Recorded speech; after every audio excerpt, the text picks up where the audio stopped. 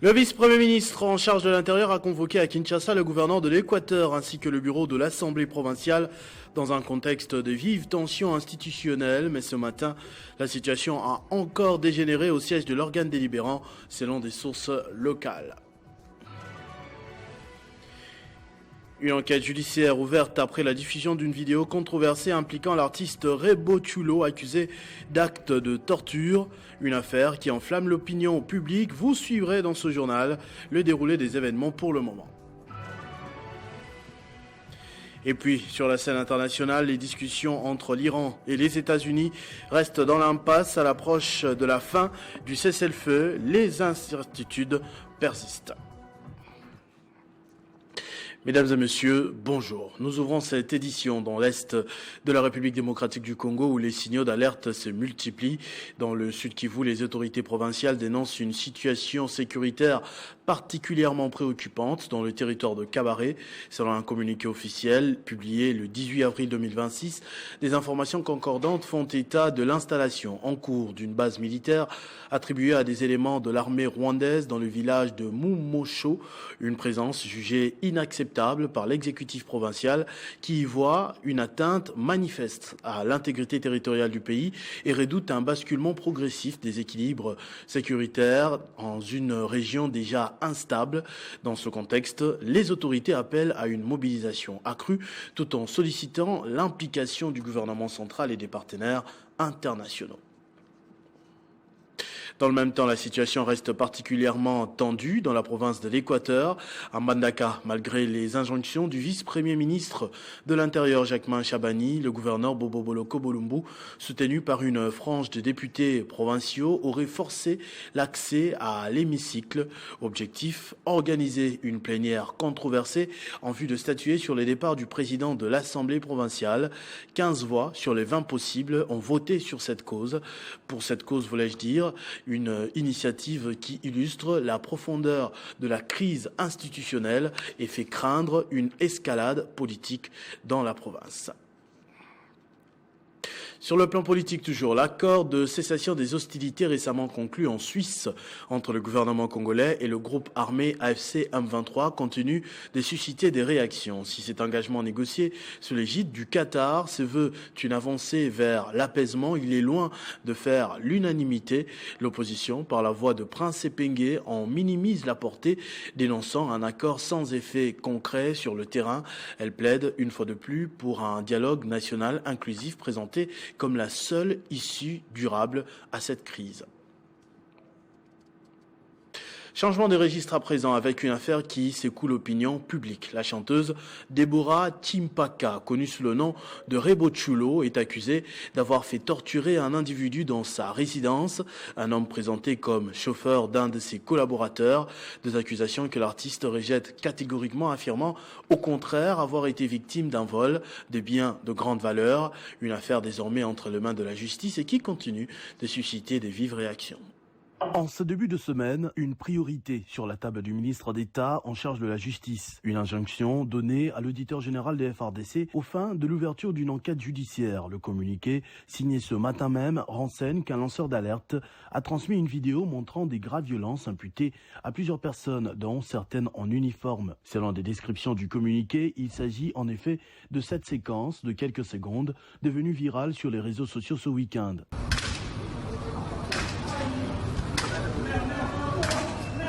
On peut apercevoir en jaune la jeune star de la chanson, Deborah Chimpaka, alias Rebo Chulo, assistée à ce qui ressemble clairement à de la torture par des éléments des FRDC. L'individu, sérieusement plaqué au sol par des militaires portant des armes à feu en bandoulière, encaisse plusieurs coups de fouet, suppliant l'artiste de lui venir en aide avant que cette dernière ne quitte la scène, visiblement troublée. Au départ, les légendes accompagnant la vidéo évoquent une incompréhension avec un serveur qui aurait soustrait malicieusement $50 américains à Rebo Chulo dans un restaurant de la place. De quoi, naturellement, susciter un véritable tollé populaire sur les réseaux sociaux qui se remet à peine, il y a quelques semaines, de la scène du docteur David. Le bruit grandissant a poussé le camp Rebo à donner peu à peu sa version des faits, d'abord par l'entremise de son assistant manager Ezekiel Boileau en communication avec le journaliste Stanis Boujakera. Il révèle qu'il ne s'agissait pas de 50 $ américains, mais de tout un sac à main contenant une montre Rolex, une bague en diamant, une chaînette en or, un passeport avec visa, un iPhone 17 Pro Max, ainsi que 8 000 $ américains en espèces. Il est joint à son message les aveux du présumé voleur. Un peu plus tard dans la soirée, la jeune artiste confirmera elle-même cette version auprès du journaliste Israël Mutombo. Dans un coup de fil de près d'1 heure, dont les extraits sont déjà sur les réseaux, Rebo affirme avoir été victime d'un vol, mais nie catégoriquement avoir ordonné le passage à tabac du voleur. Il s'agirait d'une initiative propre du patron du chauffeur, à savoir un des membres de son équipe, pour tenter de récupérer ses affaires d'une grande valeur. Elle regrette que le voisinage, citant notamment une des filles Coutinho, ait pu diffuser cette séquence qui a créé la confusion. Une version qui, si elle a pu équilibrer les avis pour l'instant, n'a pas suffi pour laver complètement l'artiste. Au-delà des enquêtes annoncées par le garde des Sceaux ce matin, le ministère des Droits humains aussi affirme s'être saisi du dossier pour l'établissement des faits afin d'aboutir à des sanctions exemplaires, le cas échéant. Sur le plan politique, par ailleurs, des mouvements s'observent au sein de la classe politique congolaise. Le parti UNPI, dirigé par Hubert Mamba, ainsi que le MLPN, ont rejoint le regroupement AAAP, coordonné par Tony Kankou, une recomposition qui s'inscrit dans une dynamique de consolidation des forces acquises à la vision du chef de l'État. La cérémonie d'adhésion s'est déroulée dans une atmosphère empreinte de responsabilité et d'engagement en présence de Laurent Batumona, président national de l'AAAP, ainsi que du coordonnateur national de la jeunesse, Richard Moladja, accompagné de plusieurs cadres et militants de différentes structures. Prenant la parole, Laurent Batumona a salué l'adhésion qu'il qualifie des choix stratégiques et patriotiques. Il a, à cette occasion, appelé les nouveaux adhérents à la loyauté envers le chef de l'État, Félix-Antoine Tshisekedi Tshilombo, président de la République, soulignant que cette démarche traduit une volonté commune de consolider l'unité des forces politiques acquises à sa vision, axée sur le développement, la cohésion nationale et l'amélioration des conditions de vie des populations. À travers toute la République, commencer par la ville de Kinshasa, toutes les autres provinces, les chefs-lieux de villes et les grandes agglomérations. De son côté, le président national de l'UNPI a exprimé sa détermination à œuvrer activement au sein de l'AAAP en mettant en synergie les efforts avec ceux des autres membres du regroupement pour l'implantation efficace des réformes et actions portées par les chefs de l'État. L'UNPI défend les valeurs de démocratie, de liberté et de progrès social. Et ce sont ces mêmes valeurs qui sont prônées par ce grand regroupement politique AAP. Un grand regroupement politique qui défend, n'est-ce pas, les intérêts de la population et qui soutient la vision du chef de l'État, son Excellence Félix-Antoine Tshisekedi Tshilombo, à qui nous rendons nos hommages. À travers ces adhésions, la AAP réaffirme son engagement à fédérer les énergies positives et à bâtir une plateforme politique forte, cohérente et résolument tournée vers l'intérêt supérieur de la nation. En province, cap sur le Lualaba, où sport et promotion touristique se conjuguent. Le site Wansela, dans le territoire de Muchacha, a accueilli ce 18 avril la 3e édition du Wansela Cross, une compétition de motocross initiée par le conseil municipal Andy Mutombo, qui a rassemblé pilotes locaux et internationaux dans une ambiance à la fois festive et compétitive, en présence de plusieurs autorités, dont la gouverneure Fifi Masuka Saini. L'événement confirme son ancrage dans le calendrier sportif provincial. Dans une ambiance électrique et sous un soleil accablant, le site touristique de Wansela, dans les territoires de Muchacha, a accueilli le 18 avril 2026 la 3e édition du Wansela Cross. Devenu un rendez-vous incontournable des amoureux des sensations fortes, cet événement de motocross a offert un spectacle de haut niveau marqué par une confrontation de styles et de techniques saluée par le public. Cette année, la compétition a pris une dimension particulière avec la participation de plusieurs pilotes étrangers venus défier les talents locaux. L'événement s'est tenu en présence de la chef de l'exécutif provincial du Lualaba, du ministre provincial des Sports et Loisirs, Fana Musangusa Izaneuf, du ministre provincial du Tourisme, Jeffrey Masuka, ainsi que de plusieurs membres du gouvernement provincial. Après les séances d'essai et les qualifications, les différentes manches se sont enchaînées avec intensité.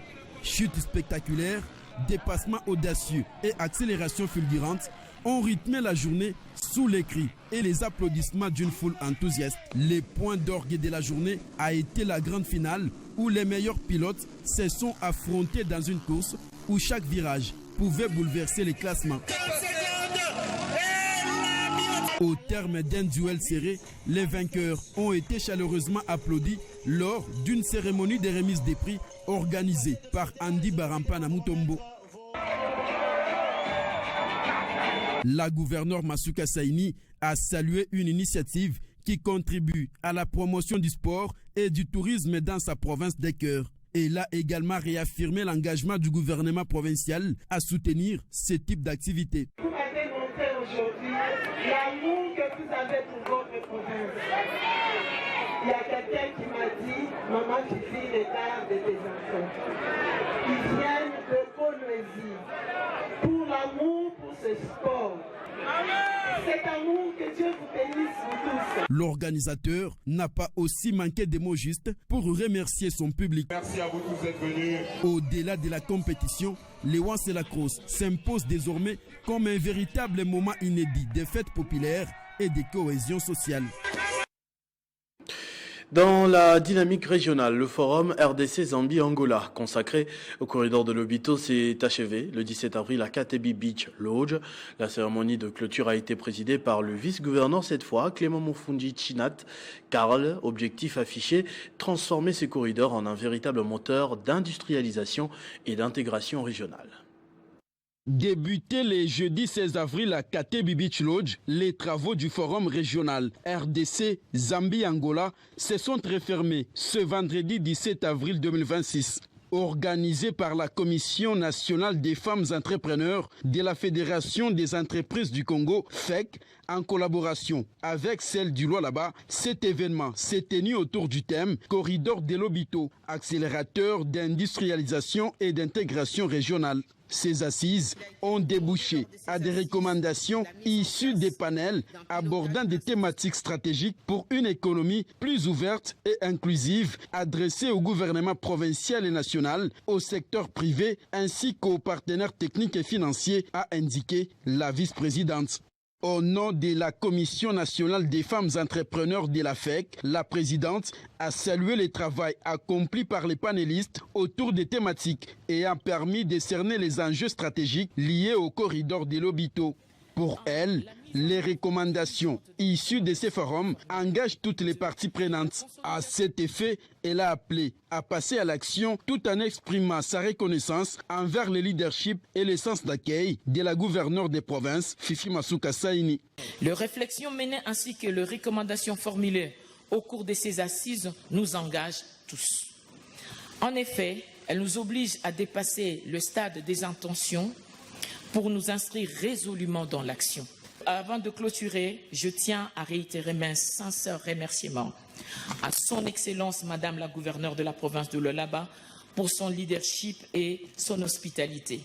Le vice-gouverneur Clément Mufundi Chinat Karl a d'emblée salué la vision du président de la République centrée sur l'intégration régionale de l'économie congolaise.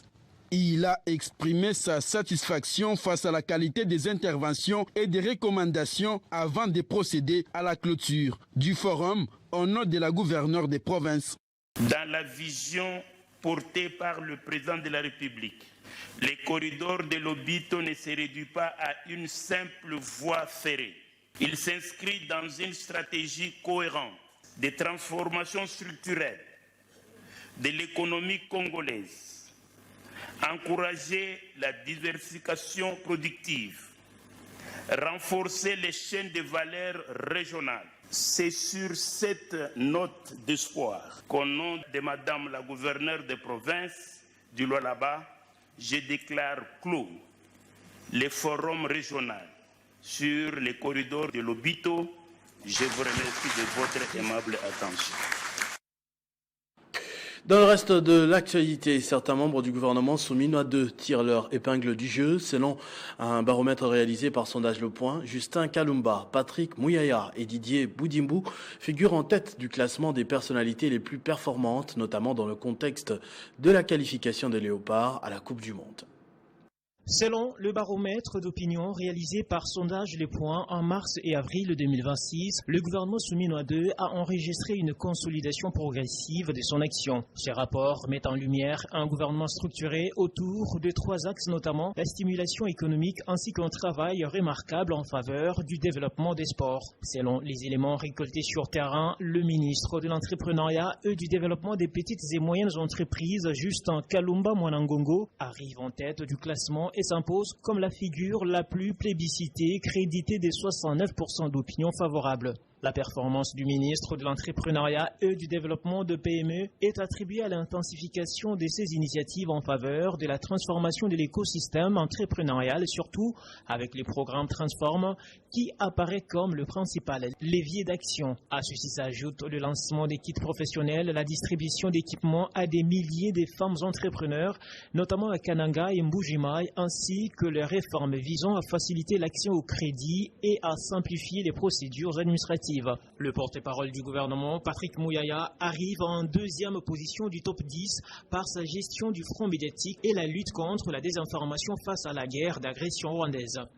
Avec 64% d'opinion favorable, Mouyaya incarne une stratégie de communication axée sur l'action et la proximité. Le ministre des Sports, Didier Boudimbu, qui arrive en 3e place, fait une entrée fracassante dans le prestigieux baromètre du sondage des points et se hisse dans les trios des ministres avec la plus grande cote de popularité. Rassembleur des générations, le génie blanc toujours proche du terrain avec la gestion objective des primes au léopard et la logistique. Didier Boudimbu a travaillé pour éviter les habituels scandales financiers, offrant au chef de l'État une image de marque en renforçant la cohésion nationale. Parallèlement, un noyau de ministres réformateurs consolide les fondations économiques et institutionnelles, notamment Daniel Mukoko Samba, Louis Watum Kabamba, Guillaume Gefa, John Banza, Guy Kabombo, Thérèse Kaikwamba et Roger Kamba. Et pour conclure, les négociations entre l'Iran et les États-Unis restent à ce stade dans l'impasse.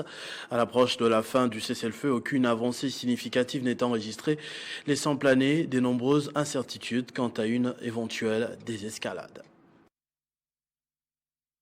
À l'approche de l'expiration du cessez-le-feu, les négociations entre l'Iran et les États-Unis demeurent dans l'impasse. Téhéran, qui remet en question la crédibilité de Washington, n'a toujours pas confirmé sa participation aux pourparlers annoncés au Pakistan. La tension s'est intensifiée à la suite de l'arraisonnement d'un navire iranien par la marine américaine dans le golfe d'Oman. Cet incident est perçu par l'Iran comme une provocation suscitant des menaces de représailles. De son côté, Donald Trump évoque la possibilité d'un accord acceptable tout en brandissant la menace des mesures sévères en cas d'échec des discussions. Les désaccords persistants autour du programme nucléaire américain ainsi que les tensions liées au détroit d'Ormuz continuent d'entraver toute avancée. Cette crise, dont les répercussions touchent également le Liban, pèse sur l'économie mondiale. Elle s'est traduite notamment par une hausse des prix du pétrole et un recul des marchés financiers. Il faut remplir tous les critères pour être éligible aux élections de la Fédération congolaise de football association.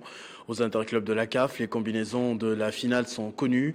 Le point complet sur l'actualité sportive du week-end, c'est avec Christian Bokaya qui me rejoint déjà sur ce plateau. Bonjour et bienvenue Christian. Bonjour à vous Christopher, bonjour à toutes et à tous. À la une de l'actualité sportive, élection à la FECOFA, encore 24 heures pour la clôture des dépôts de candidature. Et curieusement, les candidats traînent des pas. Jusqu'ici, il n'y a qu'un seul qui a déposé sa candidature. Il s'agit bien sûr d'Aziz Makoukoula qui a déposé sa candidature.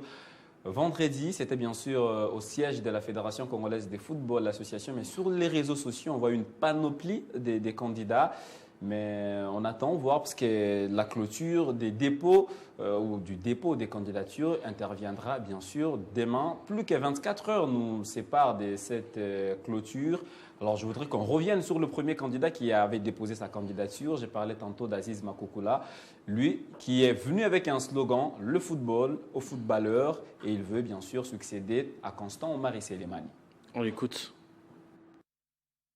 Donc le cachet là, tout a été fait. Comme on l'a dit, en bonne et due forme. Donc je pense que ça n'a pas été facile. Je suis rentré la journée, je sors la nuit.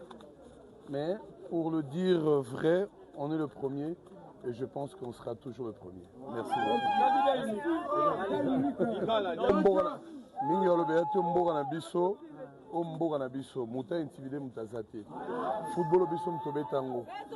Le football au footballeur. Ce qu'il faut comprendre, France, on a le football au footballeur et où en 1968. Et ça révolte, joueurs, salariés pour le football français. Pour nous revendiquer contre le costume, on va costume, on va couper. Donc, on va veste, on gumbi manche et on passe au boulot. C'est bon, merci.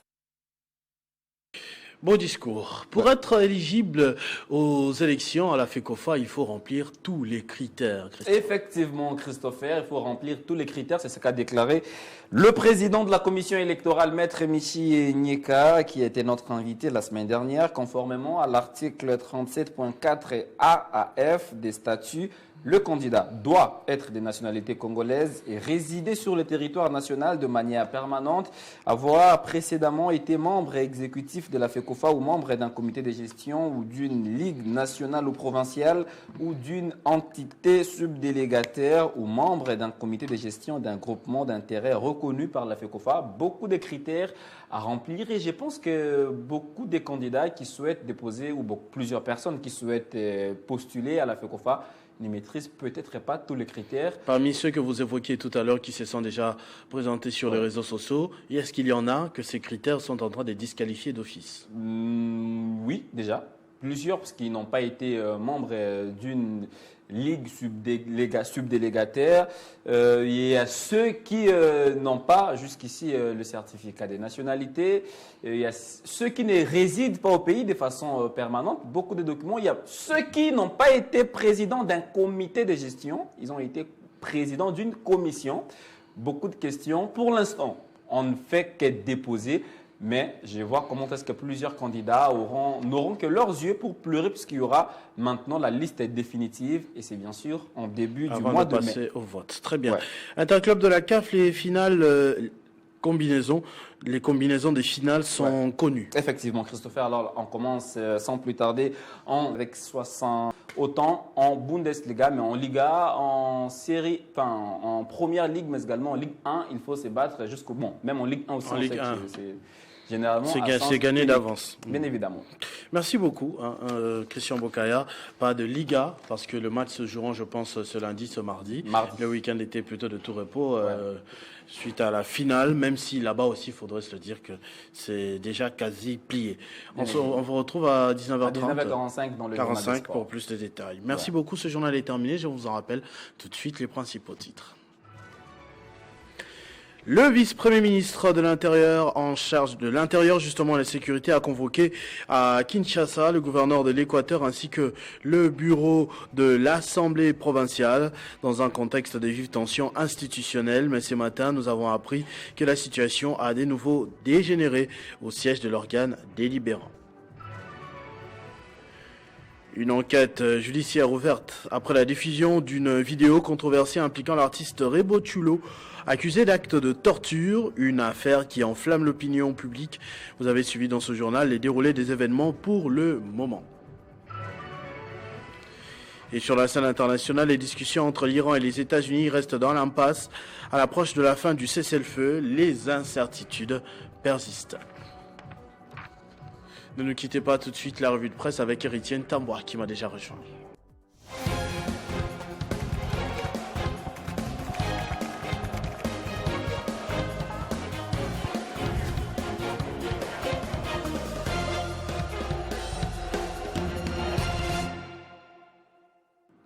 Héritier, bonjour. Merci beaucoup Christopher Otiokou, mes salutations respectueuses à toutes ces personnes qui nous suivent de partout. Les 7 projets prioritaires financés par l'Eurobond Mboté, c'est comme ça que ça va s'appeler, font la une des journaux parus ce lundi. Tout à fait, la plupart des journaux parus ce lundi sont revenus justement sur cette affaire. Le cas du journal Avis d'Afrique, vous voyez justement, qui rappelle que la RDC fait son entrée sur le marché international des capitaux avec l'Eurobond Eurobond beauté de 1,25 milliard de dollars, présenté le 13 avril 2026 par le ministre des Finances, Doudou Fouamba Likunde Libotaï. Avis d'Afrique précise que cette dette ne sert pas au fonctionnement, mais financera cet projet structurant, à savoir un nouveau terminal Angeli, la rocade de 31 km à Kinshasa, la modernisation de la RN4 Kisangani-Beni et la centrale de Grand Katende, avec un endettement très faible à 18,1% du PIB et 7% de croissance. Christopher, l'impact reste limité à 19,5% du PIB, bien inférieur aux pays voisins. Pour le ministre, poursuit journal Avis d'Afrique, l'enjeu n'est pas le montant déjà mobilisé en 2025 via la Banque mondiale et le FMI, mais la reconnaissance internationale du travail du président de la République, Félix Antoine Tshisekedi Tshilombo Mbote, est un signal fort. L'économie congolaise joue désormais dans la cour de grand.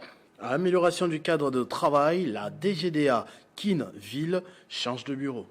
Eh bien, cette information est rapportée ici par l'hebdomadaire Le Pacifique, que vous voyez justement derrière moi, qui renseigne que dans le cadre de la modernisation de la DGDA, apportée par le directeur général Bernard KBC Moussangou, la direction provinciale Kinshasa-Ville a été relogée provisoirement dans des nouveaux bâtiments, 6 avenues de la Gécamine, ici à Gombe. Cette mesure, explique le journal, répond au manque d'espace dans les anciens locaux devenus trop exigus. Elle intervient en entendant, Christopher Otukum, la livraison d'un immeuble de 15 niveaux en construction à Kinshasa, destiné à regrouper l'ensemble de services de la régie. Pour le DGDA Kalenga Makonga, ces déménagements visent à placer les agents et cadres dans de meilleures conditions de travail, car le premier élément de production, c'est le facteur humain. Un autre sujet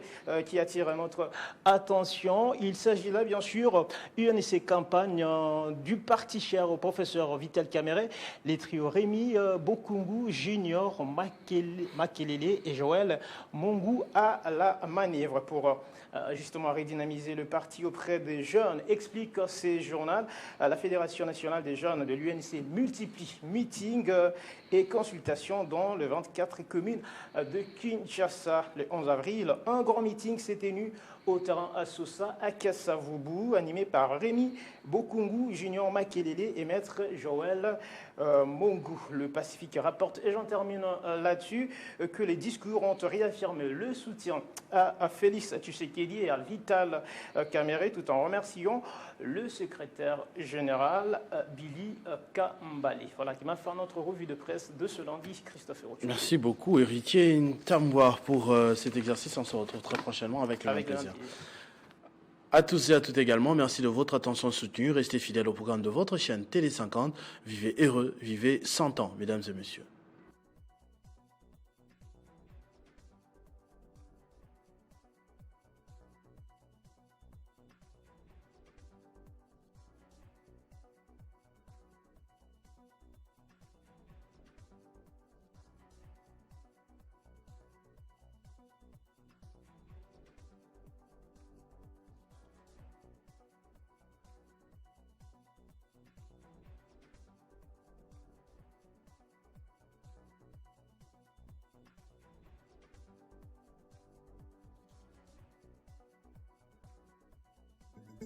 Retrouvez toute l'actualité en continu sur www.tele50.cd.